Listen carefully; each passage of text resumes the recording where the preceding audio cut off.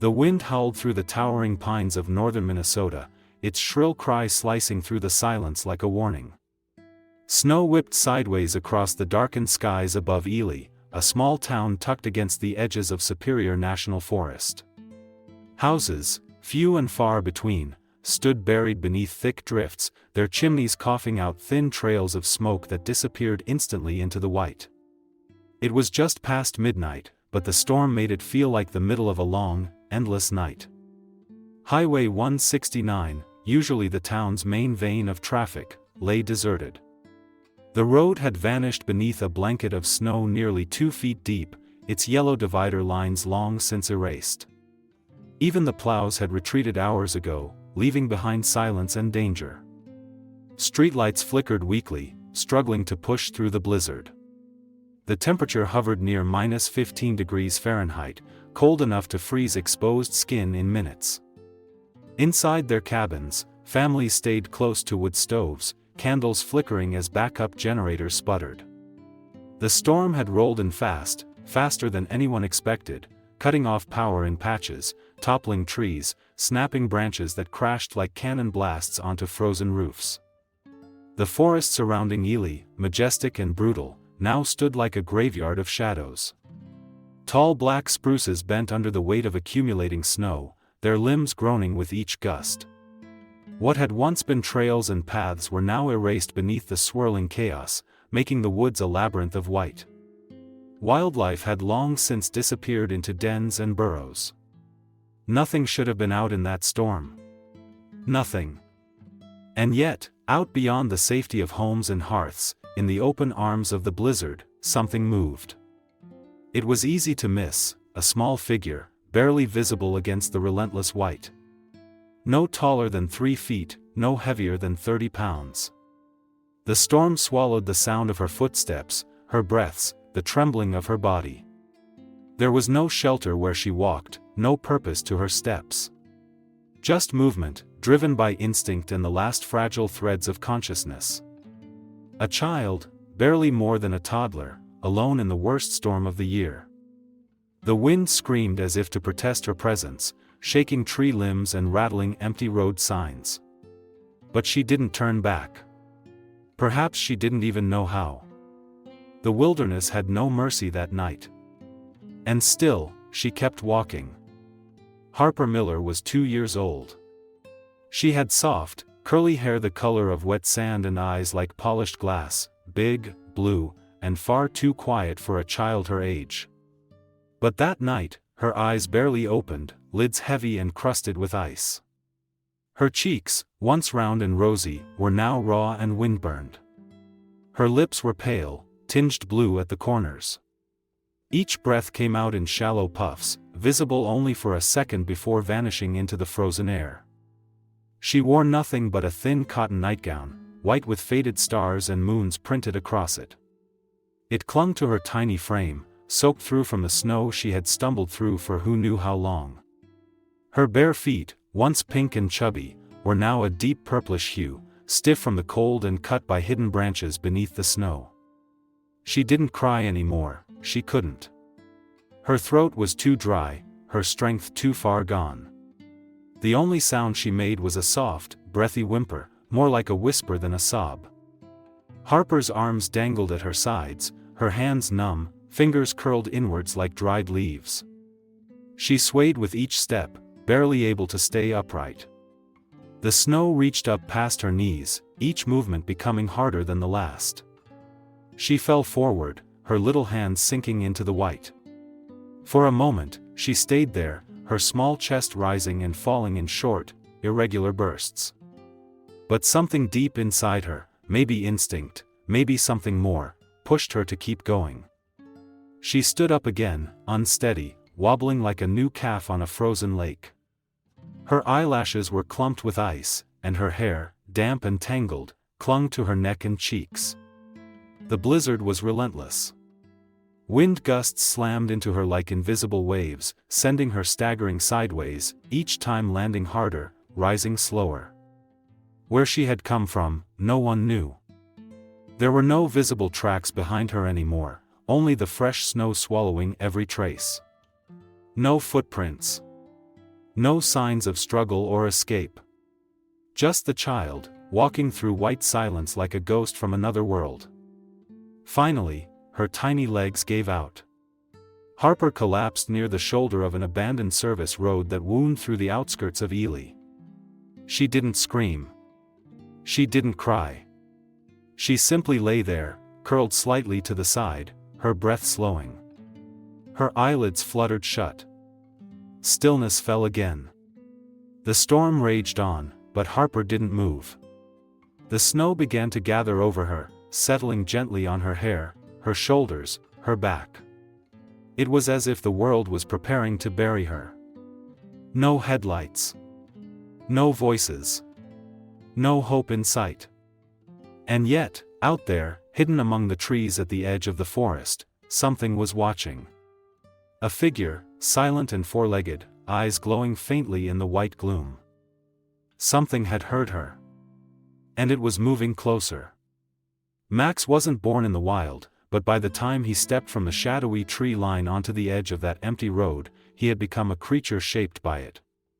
5 years old, once strong and muscular, Max now moved with a quiet limp in his left hind leg, a faded injury from a past no one had cared to mend. His coat, a black and tan mix that should have gleamed in the sun, was dull and matted, clumped with ice and pine needles.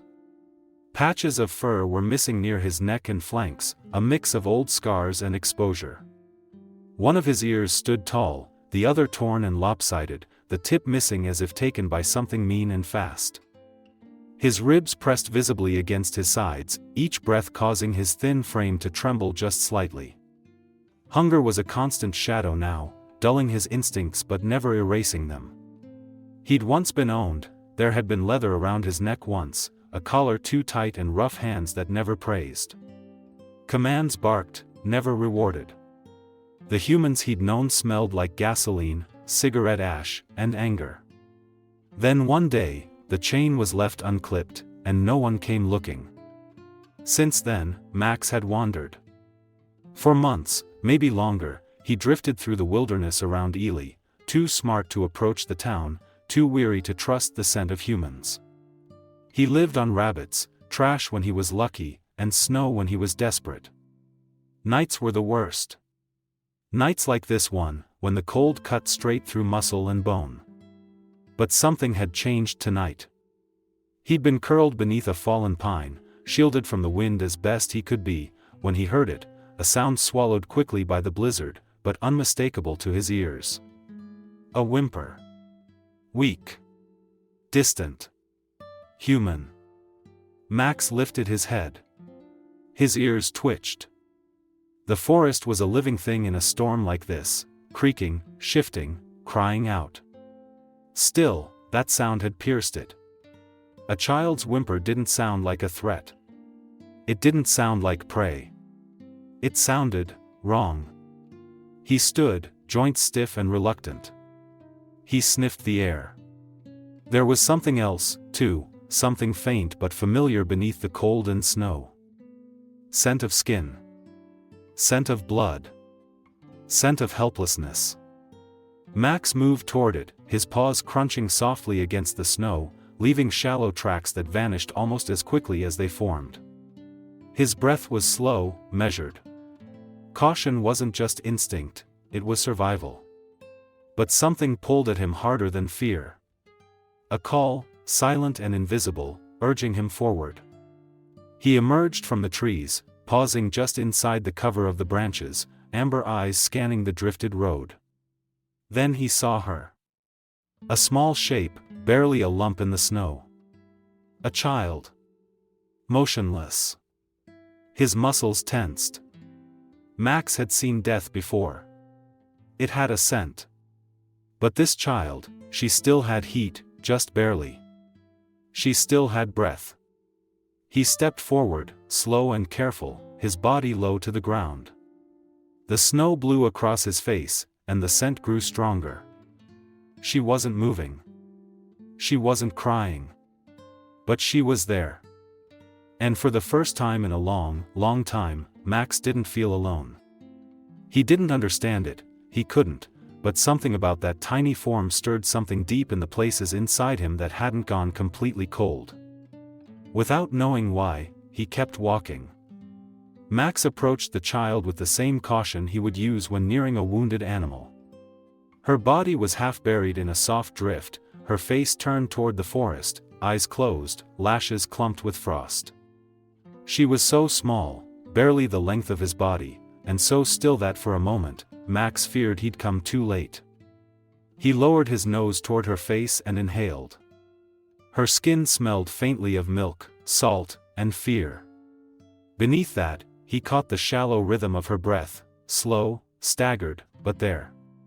Alive. The snow around her was stiff and icy, not fresh, which meant she'd been lying there for some time. Max sniffed again, his snout brushing her cheek. No response. Not a flinch. Not a sound. Max circled her once, pressing his nose into the snow to assess the space. No tracks leading in or out. No human scent strong enough to suggest anyone had been with her. She was alone, truly, terrifyingly alone. He stood over her, unsure of what to do. This was not a situation his instincts had prepared him for. There was no prey, no threat, no food to scavenge. Just a dying child and a storm that had no intention of letting up. Then he did something that no one had taught him. He lay down beside her. First just at her side, the way he would rest near warm rocks after a long day, his body aligned with hers. Then closer. He shifted his back against hers, curling slightly so his broad frame could block the wind. Her skin was icy. He could feel the cold leaching from her into him, but he didn't move. He pressed closer. Her small chest lifted in the faintest gasp. Her lips parted, a weak breath escaping. He lowered his head, his muzzle brushing the side of her neck, and exhaled slowly, letting his breath warm her skin. He didn't bark. He didn't howl. He simply stayed. Snow began to pile on his back, but Max didn't shake it off. He let it settle. It would insulate them both. Each time the wind gusted, he tucked himself tighter, curling more firmly around her body.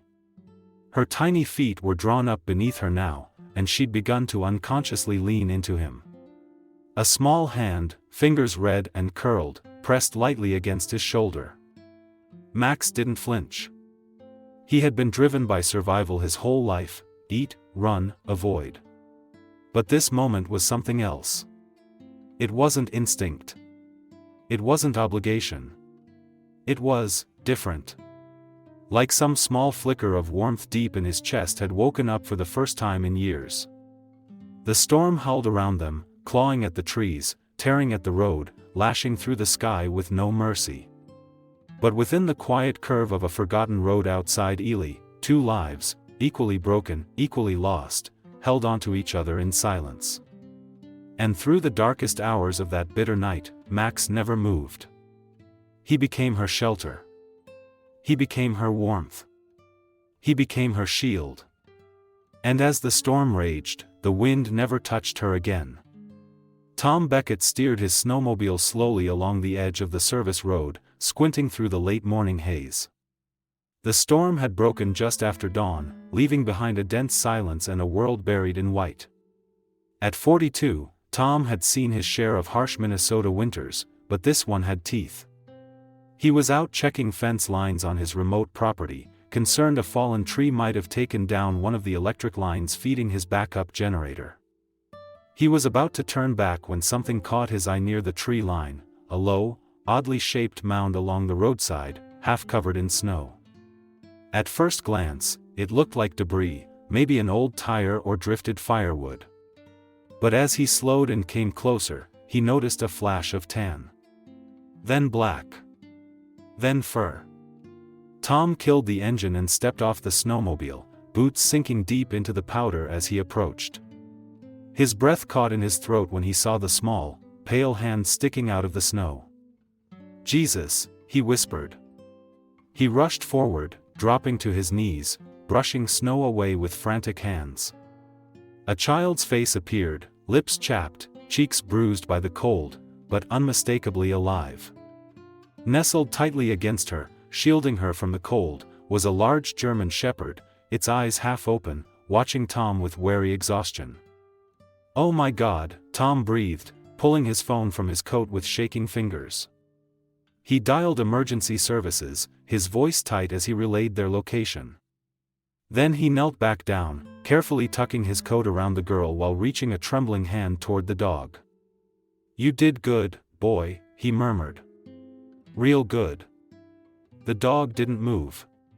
He just blinked, steady and silent, and held his place beside her. The emergency room at Ely Regional Medical Center buzzed with a tense kind of silence. It was the kind of hush that follows a miracle too fragile to celebrate yet. Nurses moved quickly but gently, their voices low as they surrounded the toddler bundled in fleece-lined blankets. Her temperature was dangerously low, barely 89 degrees, but she was alive. That alone stunned everyone in the trauma bay. They cut away the frozen nightgown, wrapped warm towels around her limbs, and began the slow, delicate process of warming her body from the inside out. Her skin was blotchy with frost nip, her feet swollen and blistered from exposure, but her vital signs, though weak, held steady. An IV line was threaded into the bend of her tiny elbow. Heated oxygen whispered into her nose. The staff didn't have her name. No identification. No matching missing child report. So they gave her one, Snowdrop. Down the hall in the animal care wing of the emergency clinic attached to the hospital, the dog lay sedated on a cushioned bed. His body was raw with exposure, paws cracked and bleeding, one ear frostbitten to the edge. He had several old wounds, likely from past abuse, and more than one rib seemed misaligned beneath his fur. But like the girl, he was alive. Barely. The vet team had never seen anything like it. A stray, half-starved German shepherd surviving a blizzard was rare enough. But a dog that had not only survived, he'd saved someone else. They named him Max. By evening, word had spread. First a nurse posted a photo online, a grainy shot taken during the ambulance transfer, Max curled protectively around Snowdrop in the gurney. The child's eyes were closed, her head resting on his flank, his nose tucked beneath her chin. Within hours, the photo had gone viral. The local paper ran the headline first, "Stray Dog Saves Toddler from Icy Death." National media followed quickly. Morning shows. News blogs. Even a few late-night hosts picked up the story, calling Max a four-legged guardian angel. Across social media, the hashtags poured in, #MaxTheHero, #SnowdropSurvivor, #RealLifeLassie. Donations flooded the hospital. Offers to adopt both the child and the dog arrived by the dozens. Some came from across the country, others from families in town who simply wanted to help. Stuffed animals piled up at the front desk. A hand-knit blanket arrived from a retired teacher in Iowa. A school in Duluth sent drawings from first graders, crayons rendering Max with a cape and Snowdrop holding his paw. But for the hospital staff, the miracle wasn't in the headlines. It was in the way Snowdrop's eyes fluttered open the next morning. The way her fingers twitched when a nurse gently brushed her hair. The way, when a pediatrician leaned in to check her breathing, she let out a soft sigh and pressed closer to the warm blanket, just like she'd done with Max. She had been within minutes of hypothermia-induced unconsciousness. Another hour, maybe less, and she wouldn't have made it. She should be dead, one nurse whispered, staring at her monitors in disbelief. But she wasn't. Because Max had found her. Because Max had stayed. Clara Emerson stood just outside the glass window of the veterinary recovery room, arms folded tightly across her chest. A trauma nurse by training, she'd seen her share of miracles and heartbreak. But nothing quite like this. Max lay on a padded bed inside, his breathing shallow but steady. His head rested on his front paws, eyes half-lidded but aware. Every so often, his ears twitched at the distant sound of hospital equipment. He was a mess, matted fur, scabbed-over scars, frostbitten tail, but he held himself with a strange dignity, like he knew what he'd done and didn't need anyone to thank him for it. Clara watched him, unmoving. She hadn't intended to get involved. She was just coming off a double shift when the hospital coordinator mentioned the dog. "We've got no space at the shelter," they'd said. "The vet wants him somewhere quiet to recover. It's temporary, just a few days." Clara lived alone on the edge of town in a modest two-bedroom house tucked behind a row of pines. The second bedroom had been meant for a child, once. Years ago, when her marriage was still intact and hope hadn't yet worn thin. Miscarriages had silenced that room. Her divorce had sealed it. She didn't take in strays. She didn't foster animals. And yet, when she looked at Max, something inside her shifted. There was something about his eyes. They weren't pleading. They weren't wild. They were tired, deeply, unforgettably tired. The same kind of tired she saw in the mirror every morning. Clara took a step closer to the glass, exhaled, and nodded to the attending vet. "I'll take him," she said softly. "Just for now." The vet looked relieved. "He needs warmth, peace, and patience." "I've got those," Clara replied, though she wasn't sure if she believed it. That night, she brought Max home. She laid out an old quilt on the floor near the fireplace, placed a bowl of water beside it, and sat on the couch watching him adjust. He sniffed cautiously around the room, limping slightly. He didn't bark. He didn't whine. He didn't ask for anything. He simply curled up on the quilt, rested his head between his paws, and closed his eyes. Clara didn't touch him. She didn't speak. She just watched the flames dance across the walls and, for the first time in a long while, let the quiet settle into the corners of her home. The silence felt different now. Less empty. The next time Clara saw Harper, still known only as Snowdrop in the hospital records, the little girl was wrapped in a soft blue hoodie 2 sizes too big and sitting quietly in the pediatric ward sunroom. A caseworker sat nearby, flipping through paperwork, while Harper stared out the window, her small hand pressed against the glass. Clara had come to drop off supplies for Max, but she paused when she noticed the child. There was something unmistakable in the way Harper sat, still, guarded, her eyes tracking the wind-blown branches outside like she was waiting for something. Later that afternoon, during Max's checkup, the connection between them became impossible to ignore. Max, still recovering but alert, perked up the moment Harper entered the room. He stood, unsteady but determined, and took a cautious step toward her. The caseworker reached for the girl instinctively, but Harper had already moved, one small hand extended, palm open, fingers trembling. Max nudged her hand with his snout. Harper smiled. It was the first time Clara had seen any expression on the girl's face. From that point on, Clara arranged supervised visits. Harper began spending a few hours at Clara's home during the day, always accompanied by a caseworker or nurse. Each time she arrived, Max would rise to meet her, gently, reverently, like greeting someone sacred. Harper would sit on the floor beside him, tuck herself into his side, and press her cheek to his shoulder. Sometimes she'd hum, or stroke his ears, or simply sit in silence with her hand resting over his chest. Clara watched them from the kitchen, something blooming in her she hadn't dared feel in years. The change wasn't just in Harper. Max began to fill out, gaining weight. His coat thickened, his limp softened. He followed Clara around the house with quiet attentiveness, his eyes always alert but calm. He still didn't bark. Still didn't beg. But he stayed close, as if watching over her had become part of his recovery too. And Harper began to laugh. It started with a giggle when Max nuzzled her foot under the kitchen table. Then came full, breathy chuckles as she chased him slowly around the living room, dragging a squeaky toy that Max pretended not to want. Her cheeks grew rosy. Her steps grew stronger. In the warmth of Clara's home, something was knitting itself back together. They were healing, each in their own way. And somehow, they were doing it together.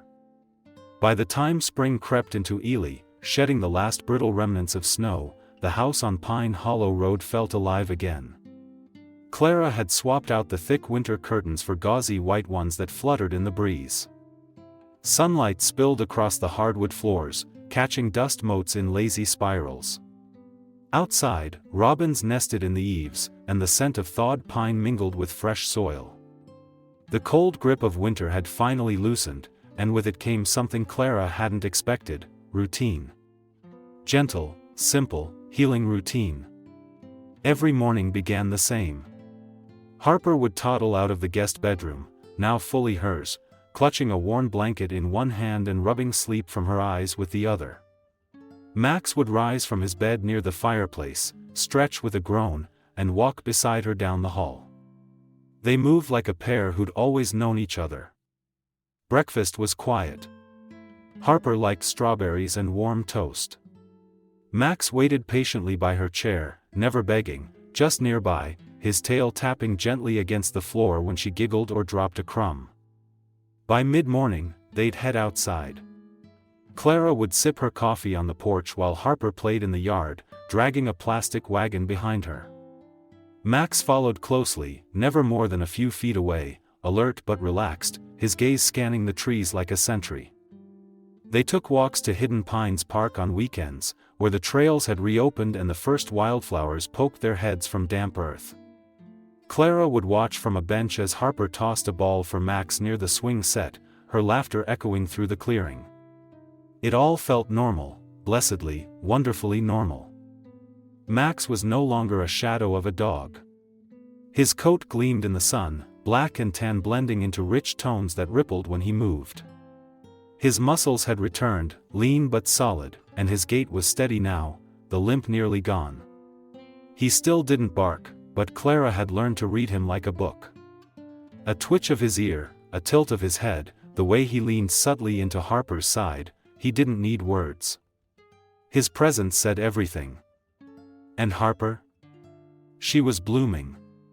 The girl who once shivered in silence now ran barefoot across the grass, her laughter painting the air like birdsong. Clara didn't say it aloud, but she felt it deep in her bones.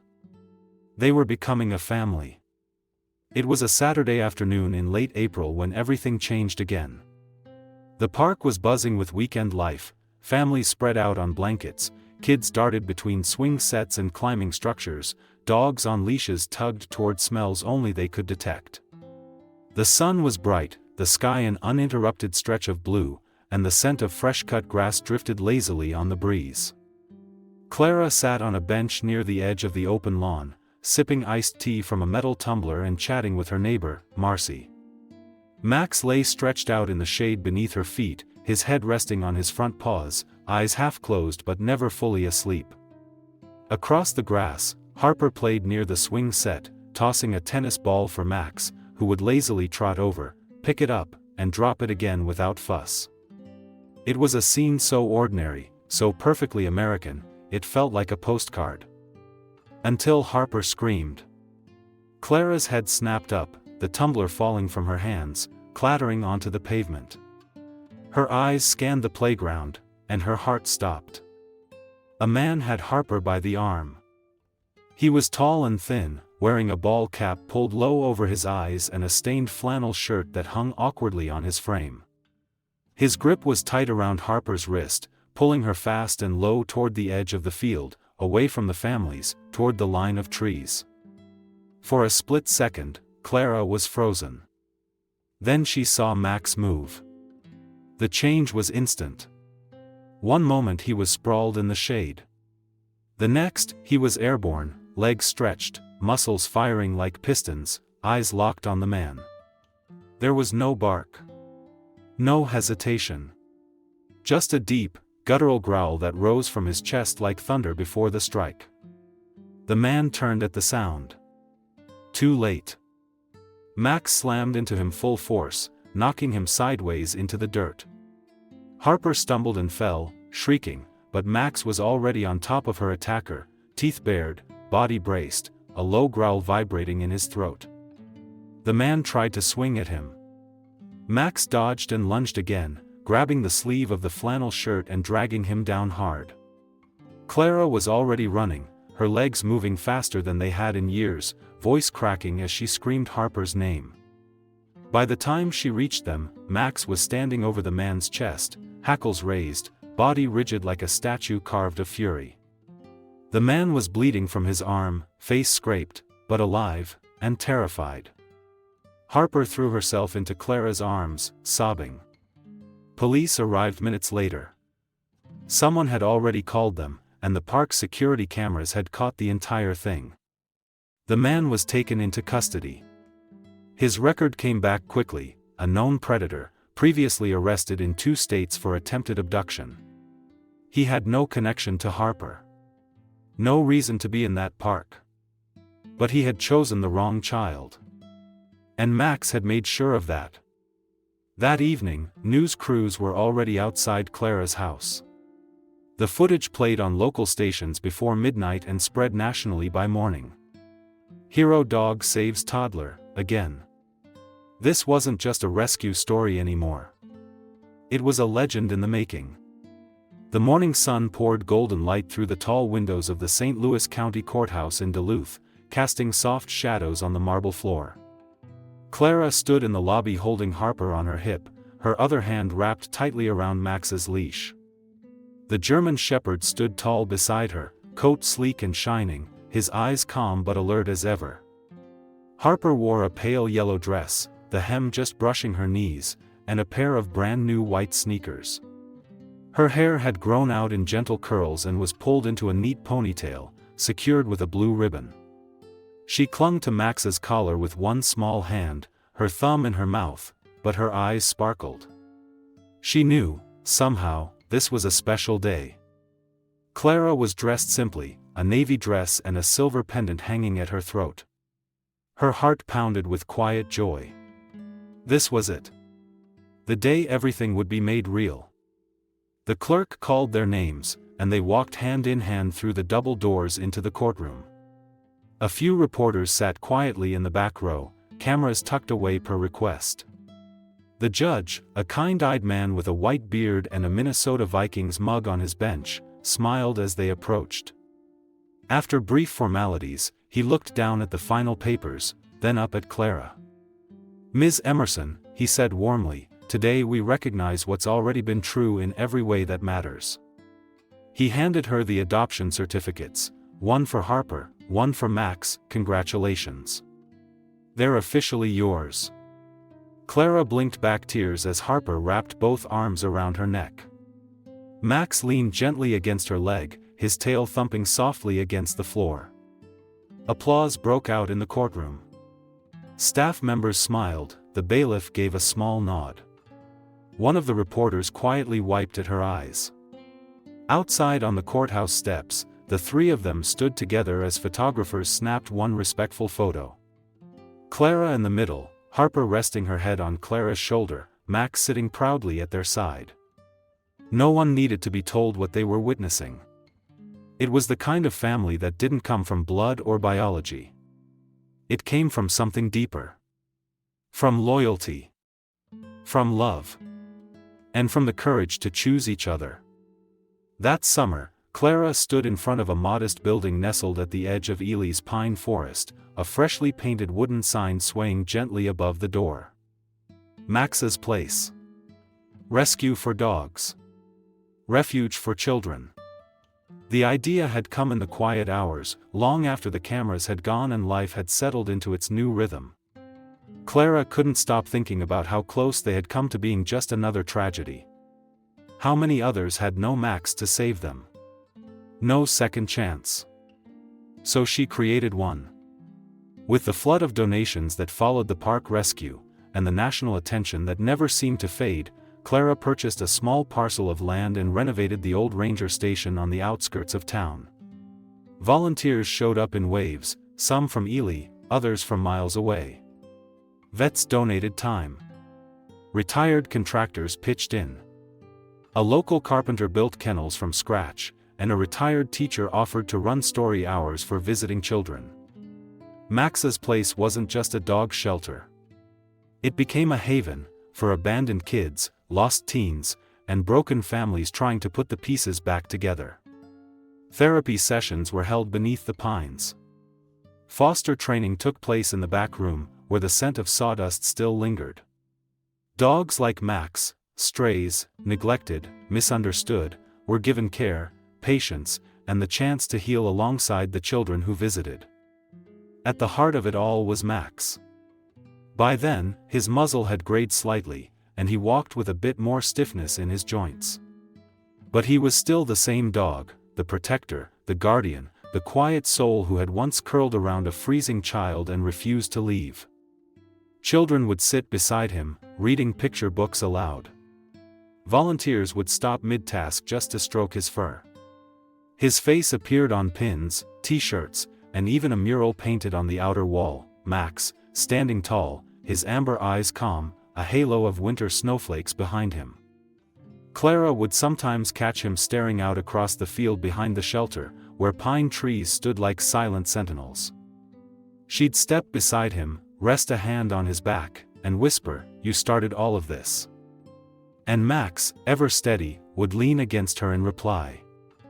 One golden afternoon, with summer humming gently through the trees, Clara sat on the front porch of Max's place, a mug of coffee warming her hands. The air was thick with the scent of lilac and fresh earth. Birds called lazily from the canopy above, and laughter echoed from the open field beyond. Harper, now 6, taller, her legs tanned from sunshine, ran barefoot through the grass, chasing a scrappy little shepherd mix named Teddy, who darted around her with boundless energy. Her giggles rose and fell like music. Max lay beside Clara, his head resting on her boot, eyes half closed in the light. His muzzle was silver now, his movements slower, but his gaze remained sharp. He watched Harper and Teddy with the calm of one who had done his duty, fulfilled his purpose, and found peace. Clara reached down and ran her fingers through his fur. "You taught us how to love again," she whispered. Max let out a soft breath, long and contented, and turned his gaze toward the yard, where the next chapter played out under the warm sun. Some heroes never speak a word. Some don't wear capes. Some just show up, stay, and change everything. Max had done all of that, and more. In a world that often moves too fast to notice the quiet ones, Max reminds us that true heroism doesn't need applause.